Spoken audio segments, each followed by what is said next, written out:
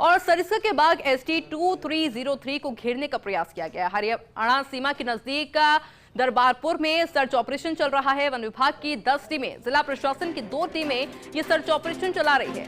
उप वन संरक्षक राजेंद्र सिंह हुड्डा की मौजूदगी में सर्च ऑपरेशन चल रहा है। 6 JCB के जरिए खेतों में सर्च ऑपरेशन चलाया जा रहा है।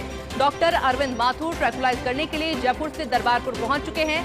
सरिस्का के डॉक्टर DD मीणा और रेस्क्यू टीम भी मौके पर मौजूद है। बाघ के हमले में विकास, सतीश कुमार, महेंद्र कुमार, वीरेंद्र बुरी तरीके से घायल हो गए।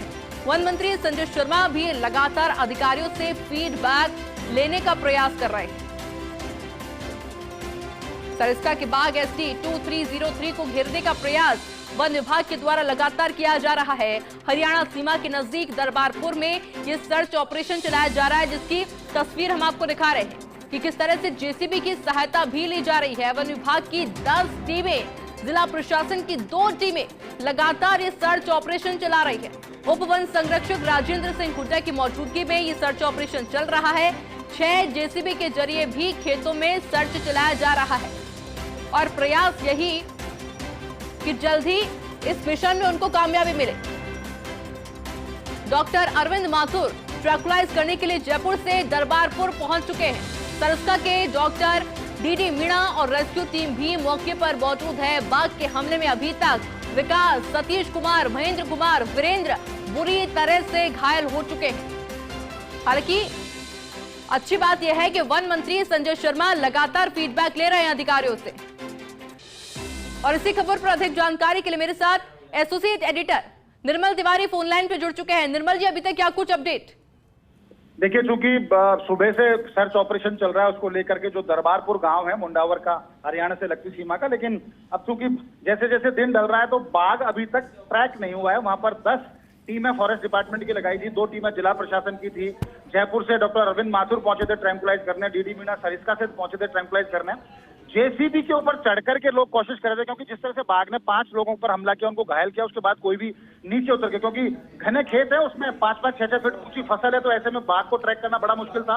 ड्रोन से भी सर्च ऑपरेशन चलाया, लेकिन ड्रोन से भी नजर नहीं आया।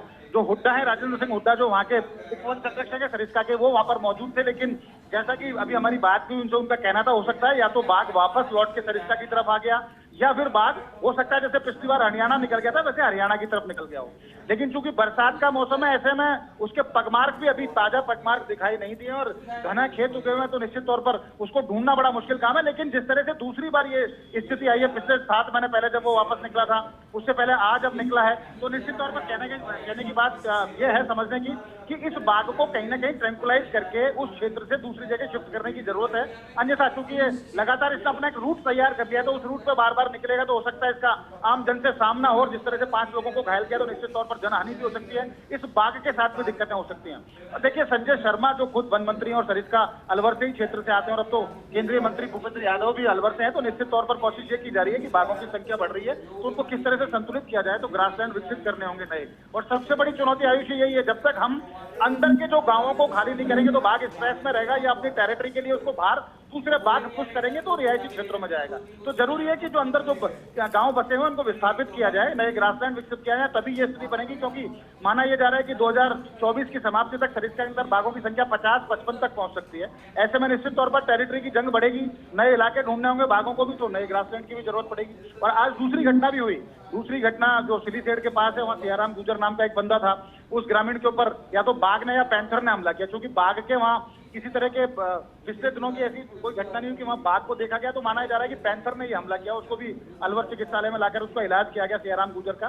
तो आज 2 घटनाएं हुई सरिस्का में, तो ये दोनों घटनाएं इस बात की तरफ संकेत कर रही हैं कि नए ग्रासलैंड विकसित करने ही होंगे। टेरिटरी की जंग को रोकने के लिए कहीं ना कहीं गांवों का विस्थापन बहुत जरूरी है, खासकर हरिपुरा की बात करें, क्रास्का की बात करें, कांकवाड़ी की बात करें, डाबली की बात करें, तो ये गांव इनको शिफ्ट करना पड़ेगा। अभी 2 गांव और एक आधा गांव शिफ्ट हुआ है, तो ऐसे में बहुत बड़ी चुनौती है सरिस्का के सामने। माना यह जा रहा है कि जल्दी से जल्दी इस तरह के प्रयास करने होंगे, अन्यथा बाघों की जैसे जैसे संख्या बढ़ेगी वैसे वैसे उनका रिहायशी क्षेत्र में जाने का जो दौर है वो चलेगा। और ये बात तो कम से कम जो ST 2303 है, जो ST 19 के पहले लीटर से हुआ था, इसकी करीब उम्र 4 साल है, और जिस तरह से इसमें 2 बार ये निकला है, तो ऐसे में बहुत जरूरी है कि इसको ट्रैंकुलाइज करके या तो दूसरी जगह छोड़ा जाए, या इसका कोई और इसके विषय में कोई ना कोई इस तरह का इंतजाम किया जाए, ताकि ये हरियाणा के रास्ते की तरफ ना जाए। क्योंकि एक बाघ बाघ अगर 7 महीने में 2 या 3 बार उस तरफ मूवमेंट करता है तो निश्चित तौर पर कहा जा सकता है कि उसकी वो आदत पड़ चुकी है, उसने उस क्षेत्र को अच्छी तरह से भली भांति पहचान लिया और निश्चित तौर पर वो बार बार उस तरफ जाएगा। तो निश्चित तौर पर एक कोशिश ये करनी होगी कि उसको जल्दी जल्दी ट्रैंकुलाइज करके फिलहाल लाया जाए, ताकि ग्रामीणों का उसका दोबारा सामना ना हो, ना तो ग्रामीणों को कोई नुकसान पहुंचे, ना बाघ को कोई नुकसान पहुंचे। आयुष। बिल्कुल निर्मल जी, आगे भी जानकारी आपसे लेंगे। फिलहाल के लिए बहुत बहुत शुक्रिया।